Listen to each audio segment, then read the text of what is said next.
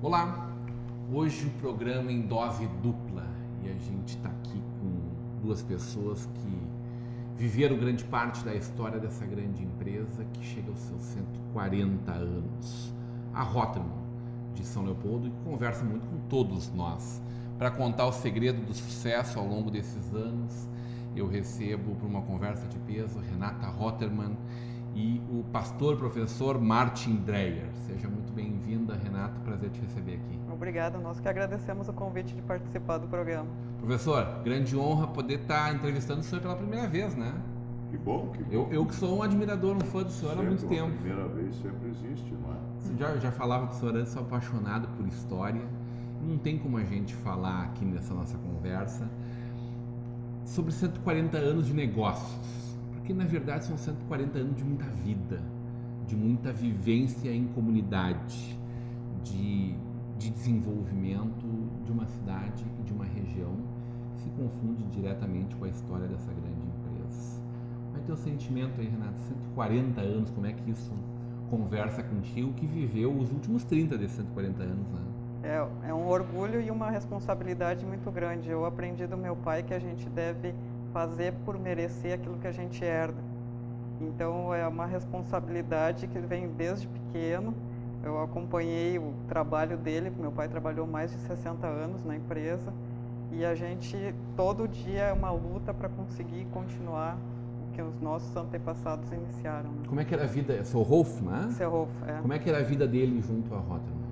Ele era um homem muito disciplinado. Eu me lembro todos os dias, 7 horas da manhã, ele já estava pronto para ir para a empresa e pontualmente vinha para o almoço, e a 1h da tarde ele voltava para a empresa, e de noite ele só aparecia quando ele tinha terminado o caixa, né? Tinha que fechar o caixa 0 a 0. Às vezes ele demorava um pouquinho mais, então a gente postergava a janta. Até que ano ele trabalhou na empresa? 1996. Então, desde 36, tu falaste, com 60 anos. 60 anos. Desde 36, Sim. ele respirou o Rotermann. Sim. Bom, tu deve ter ouvido e testemunhado muitas histórias fantásticas desse período. Não, tinha uma regra lá em casa que no horário de almoço era proibido de falar trabalho. Então, só depois que tu começa a crescer e começa a ter uma consciência de que é o trabalho da tua família, né? A gente começa a pegar alguns lances, mas mais quando eu fui trabalhar lá na empresa em 87, daí que com a vivência tu aprende e vê as dificuldades do dia a dia. Hoje tu cuida muito de todo esse patrimônio. Tu cuida hoje, aposentada há 1 ano, é isso? Sim. Tu foste diretora-geral até o ano passado. Sim. Continua a direção nas mãos da família, né? Sim, continua. E é uma empresa familiar. Desde sempre ela foi uma empresa familiar. Nós vamos contar em seguida como é que foi a chegada do Rotermann, pastor Rotermann, ao Brasil, né, professor? Mas essa vivência que tu teve até o ano passado, hoje em dia, tu continua tendo uma relação, evidentemente, com a empresa, não presta mais expediente. Eu poderia dizer que eu virei uma consultora da empresa. Tem algumas informações. Tu é a rainha da Inglaterra da Rotermann, mais ou menos. Isso. A rainha da Rotermann, professor, dá para fazer esse paralelo assim, será? Não, nem chefe tanto. Chefe de Estado, assim? E tem que ver se ela gosta do título. Não. Eu gosto dessa parte histórica. Eu faço parte do Museu Histórico Visconde de São Leopoldo há bastante tempo. Sou a primeira tesoureira. E eu gosto dessa parte de história. Meu pai não gostava tanto, mas meu tio sim, tanto que ele fez parte do Instituto Histórico também. Então, aos poucos eu vou recuperando, e o professor Martin, para mim, é uma referência porque ele conhece coisas que eu nunca ouvi comentarem na família, Ele te conta umas histórias novas de vez em quando? Com certeza, com certeza. Bom, eu aprendi um monte já só na nossa pré-conversa aqui, né, professor? Pois é. Que história linda é essa, professor? 140 anos. Toda a história de 140 anos é uma história linda, mas com altos e baixos, como toda a história tem. Perfeito. Né? Ela começa na Alemanha. O pai de Wilhelm Rotermann era professor, mestre de escola, e deu uma boa formação para os filhos, e os filhos foram estudar na Universidade de Göttingen, onde um dos irmãos de Wilhelm depois vai ser professor universitário na cidade de Göttingen, uma das mais famosas universidades alemãs. Ele estuda ali, depois de ter concluído seus estudos, não há vaga para pastor, e ele vai então para os estados bálticos, não é? Onde hoje estão a Letônia, a Lituânia, e vai ser preceptor dos filhos de um latifundiário. Ele tem que ensinar as crianças a ler, a escrever, são escolas privadas que você mantém em casa. Então ele ali vai criar uma experiência muito importante que vai ser vital para o trabalho dele depois no Brasil, porque esses latifundiários que estão vivendo ali junto aos estados bálticos são alemães que para lá migraram, adquirindo terras que estão a cultivar.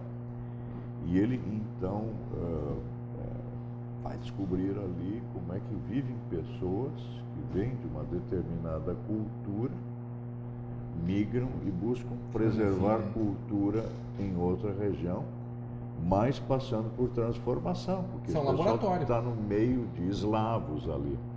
E no caso do Rio Grande do Sul, para onde ele virá posteriormente, ele vai encontrar imigrantes alemães circundados por populações escravas, por indígenas, por descendentes de açorianos e de portugueses. Então ele sabe que cultura passa por transformações, por adaptações. Quando ele volta dos estados bálticos... Eles eram aristocratas, esses fazendeiros? Eles em se boa parte, desenvolveram em boa parte aristocratas. Já né, foram para lá que numa condição boa, então.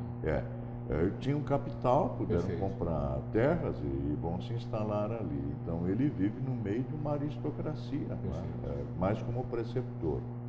E vai desenvolver então dotes pedagógicos também. Ele fez teologia, agora tem que se ocupar com didática e pedagogia. Quando retorna, ele quer continuar os estudos, já tem uma temática para um doutorado e poderia seguir carreira universitária, mas aí aparece uma TB, uma tuberculose pulmonar. E não dá para assumir, tarefa muito desenvolvida. E ele encontra então num jornal lá que está se procurando um secretário na Sociedade Missionária de Barmen, na Renânia, e ele vai para lá. O diretor dessa sociedade missionária é um senhor Friedrich Fabre, e esse Friedrich Fabre tem alunos pelo mundo inteiro. Estão na Ásia, estão na África e entrementos no Brasil. Então, como ele tem que responder às cartas que vêm também do Brasil, ele vai se inteirar da situação no Brasil. E um dia Friedrich Fabre pergunta para ele: você não gostaria de ir para São Leopoldo, no sul do Brasil? Lá tem um clima subtropical fabuloso e lá você vai poder curar também a sua tuberculose. Eu sempre digo, isso é um dos milagres de Deus, que Wilhelm Rotermund tenha sobrevivido no clima úmido de São Leopoldo, quer dizer... E viveu até os 80, né? E passa dos 80 anos, né? Então, esses são pré-histórias que eu acho que são importantes para a gente entender o que vai acontecer com esse personagem fabuloso que deixa um legado muito importante aqui no sul do Brasil. E é imaginável a gente pensar isso lá há mais de 140 anos atrás, né? Hoje em dia tira o telefone do gancho e fala qualquer parte do mundo, né? Sim, sim. Aí tu lê um anúncio lá da Renânia, corre para Renânia.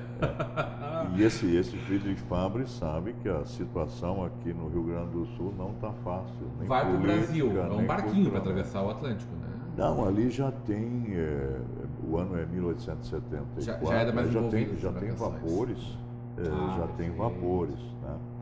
Porque os primeiros alemães não vieram em vapores, né? Não, eram veleiros de veleiros, 20 metros de comprimento, quer dizer, uma casquinha de nós aí No meio do no oceano. oceano. 120 dias para vir de um porto alemão até o porto do Rio de Janeiro, né? Quer dizer, 4 vezes, 3, né? São 4 meses que o pessoal está. E Rotermund, antes de vir, esse Fabre recomenda a ele que ele ainda defenda uma tese que venha doutor para o Brasil, porque isso lhe daria mais autoridade nos trópicos, né? Ele casa então com uma prima, a Marie, e os dois vêm para o Brasil. Primeiro aportam em Salvador, na Bahia, ficam conhecendo os costumes. Depois de Salvador, na Bahia, Rio de Janeiro, e finalmente um navio da costeira vão passar por Rio Grande, chegam a Porto Alegre e vão poder se valer também da primeira via férrea construída no Rio Grande do Sul, que vem de Porto Alegre até São Leopoldo. E vão ser recebidos então na estação do trem em São Leopoldo. Isso é o ano de 1874. Essa história ela é registrada em diários ou são anotações e livros e cartas? Tem o diário tanto dele como dela. Dela também? Dela também. Esse material já foi impresso? Não. Ele tá devidamente registrado? Ele ainda está no seu Existem formato original? Existem os originais. E a letra do pastor Rotermund era muito ruim de se ler. Nós conseguimos uma pessoa que fizesse para o alemão e depois ainda traduzisse para o português. Isso está na empresa ou está no museu? Não, está na imprensa. Está na empresa. Tem que ser preservado. Eu pude me valer disso tudo quando escrevi a biografia. Deixaram o senhor manusear a Rotermund.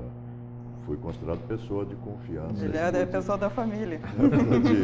Pude trabalhar esse... Quais são os registros mais antigos que estão expostos ali, dentro desse diário? Imagino que seja de uma série de livros. Não. São anotações, né? São era um dois... diário dia a dia ou eram diários passados? No século XIX tem um costume entre as pessoas mais letradas de formação universitária que você no final do dia faça as anotações. Não é? Você tem um livro onde você faz anotações. Também era costume que meninas, quando chegassem aos 14, 15 anos, ganhassem o seu diário, não é, para fazer as suas anotações, ou pedir que amigas fizessem inscrições nesses livros. Um hábito que infelizmente se perdeu. Não é? Hoje, com a internet, você lá pelas tantas deleta todos os e-mails que recebeu. É interessante que tanto ele como ela, na viagem do Brasil, já no navio, vão fazendo anotações também sobre o mal-estar que os acomete na viagem. Né? E é interessante que as anotações são feitas em meia folha, por causa da caneta, bico de pena, né? A tinta passava para o outro lado, então eles dobram a folha, né? Tomam nota de um lado e depois do outro. Para não passar... não borrar de um lado para o outro. Só que o diário dela não é completo, né? Se não me engano, só vai até Rio de Janeiro. O dele que vem até São Leopoldo. Ele vem até São Leopoldo. E é impressionante a viagem dele, você consegue acompanhar tudo, ele descrevendo as pessoas que estão no navio, quem são as pessoas que estão no navio da costeira, como é que é a viagem o relato de Rio Grande até Porto Alegre. A paisagem, né, do trem, ali por Canoas, que tem Emas, se não me engano. Que história é essa que ele se apaixonou pelos nossos gerivás aí? A gente vai conversar sobre isso na volta do intervalo. Hoje numa conversa de peso com Renata Rotermund e com o pastor Martin Dreger.